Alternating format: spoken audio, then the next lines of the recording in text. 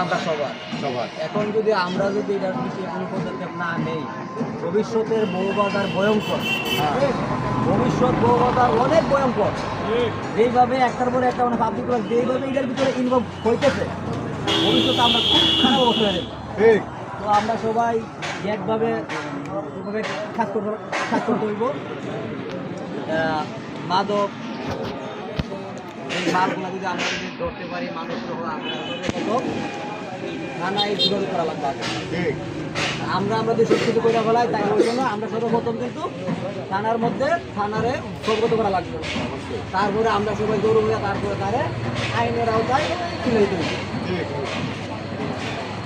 মামুন ভাই, যুবক মানুষ আমাদের সমাজে মানে আমরা শুনলাম যে শক্তি আছে, মানে আমরা শুনে যে শক্তি আছে, আমরা যদি ইচ্ছা করি অন্যায়ের বিরুদ্ধে যদি আমরা মানে রুখে দাঁড়াই, তাহলে মানে অন্যায়কারী আমাদের সাথে পারবে না। কারণ আমাদের থাকবিতে আমরা সত্যবাদী।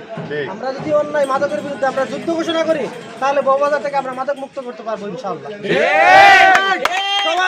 সবাই ঐক্যবদ্ধভাবে আমাদের মাদক যারা খায় এবং তাদেরকে আমরা অবশ্যই বুঝাইবো এবং তাদেরকে বিরত থাকার চেষ্টা করবো। আর যারা বিক্রি করে যদি আমরা সরাসরি ধরতে পারি, আমরা তাদেরকে আইনের হাতে তুলে দেবো এবং আমরা শক্ত অবস্থানে থাকবো ইনশাআল্লাহ।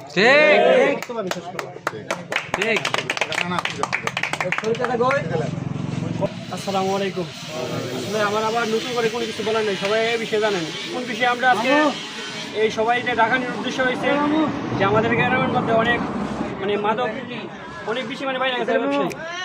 আমরা সবাই চেষ্টা করবো ইনশাআল্লাহ যে সবাই চেষ্টা করবো যে এই অবৈধ ব্যবসা বলতে আমরা আইনের আওতায় ব্যবস্থা করে আইনের মধ্যে দিয়ে যাবো। আর সবাই আমরা একমত থাকতে হইব ইনশাআল্লাহ।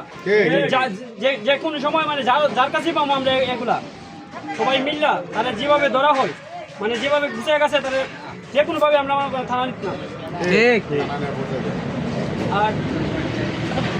আর যতটুকু বলছি ইনশাল্লাহ আমার বক্তব্য এখানে শেষ করলাম।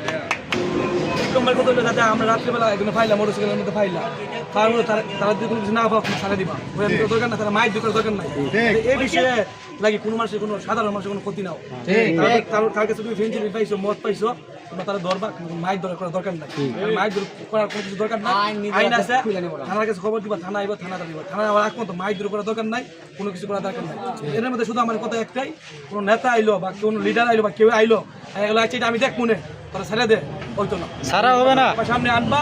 কারণ যদি এখন এভাবে ছেড়ে দেবো তাহলে এটা চলতেই থাকবো। 2 দিন পরে তোমরা হইবে, তোমার ছেলে মেয়ে হইবে, তারা কি করবা অন্য এলাকার মধ্যে গিয়ে বউবাজার তোমরা এলাকায় এর নাম হইবে, তোমার শ্রম করবো। আগে আসলে মানুষ এখন বিক্রি করতো, মানে ডিলারশিপ, অথবা অনেকে মোবাইল চালা না, আমরা দূরে থাকলেও কিন্তু